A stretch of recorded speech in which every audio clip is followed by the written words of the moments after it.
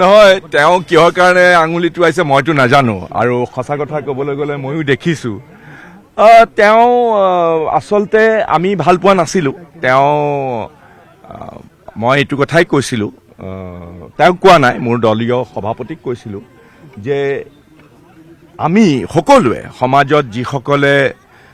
দায়িত্ব পায় বা দায়িত্ব লয় দায়িত্ববাহী লোকে আমাৰ দলৰে হওক বাহিৰৰে হওক সমাজৰে হওক সকলোৱে এনেকুৱা কথা ক'ব নালাগে যিবিলাক কথাই আমাৰ সমাজত বিভাজন আনে আমাৰ সমাজত অশান্তি আনে কাৰণ কিছুমান স্পৰ্শকাতৰ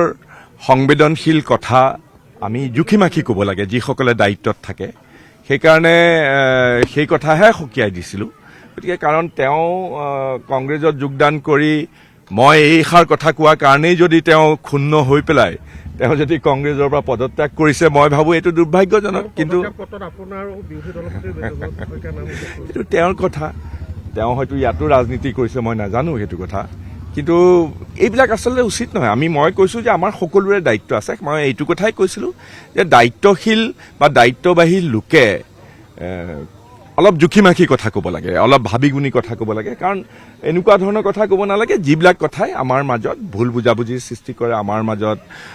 বিষণ্ণতা আনে আমাৰ মাজত বিভাজন আনে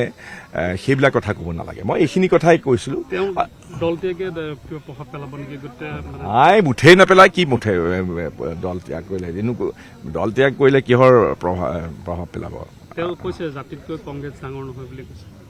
আমিনো কেতিয়া কৈছোঁ জাতিতকৈ কংগ্ৰেছ ডাঙৰ বুলি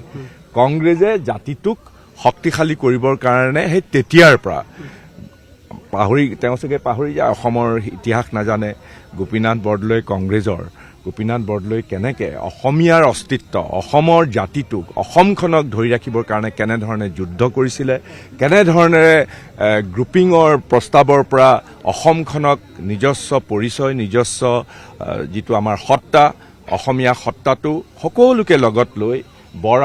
অসমক ধৰি ৰাখিবৰ কাৰণে যি ধৰণে গোপীনাথ বৰদলৈৰ দৰে ব্যক্তি আৰু তাৰ পৰৱৰ্তী সময়তো তাৰ আগতেও স্বাধীনতা সংগ্ৰামতো যুগে যুগে কংগ্ৰেছ পৰিয়ালৰ সকলোৱে যি অহোপুৰুষাৰ্থ কৰিছিলে তেওঁ পাহৰি গ'ল স্বাধীনতা সংগ্ৰামত আমাৰ যিসকল আছিলে আজি নগাঁৱতে আজি ভোগেশ্বৰী ফুকননীকে ধৰি পেলাই আমাৰ হেমৰাম পাটৰকে ধৰি পেলাই আমাৰ এই যি শ্বহীদসকল কিহৰ কাৰণে কৰিছিলে সকলো কংগ্ৰেছী আছিলে সকলো কংগ্ৰেছ অনুষ্ঠান কংগ্ৰেছ দলটোৰ সদস্য আছিলে ব্ৰিটিছৰ বিৰুদ্ধে যুদ্ধ কৰিছিলে সেই ইতিহাস জানিব লাগে চবেই আৰু সেই ইতিহাসক সন্মান কৰিব লাগে আৰু সেয়া হ'ল কংগ্ৰেছৰ পৰম্পৰা ধন্যবাদ সেইটো মই নাজানো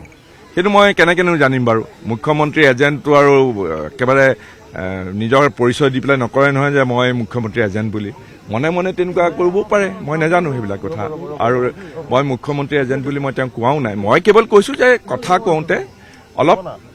ভাবি চিন্তি ক'ব লাগে যাতে এই কথাৰ পৰিণাম যাতে সকলোৰে কাৰণে মংগলদায়ক হয় সেইটো কথা আপুনি বিচৰা বাতৰি পাব কেৱল নিউজ 18 এপত নিউজ 18 এপ ডাউনলোড কৰিবলৈ স্কেন কৰক এই QR কোড গুগল প্লে ষ্টৰতো পাব এই নিউজ 18 এপ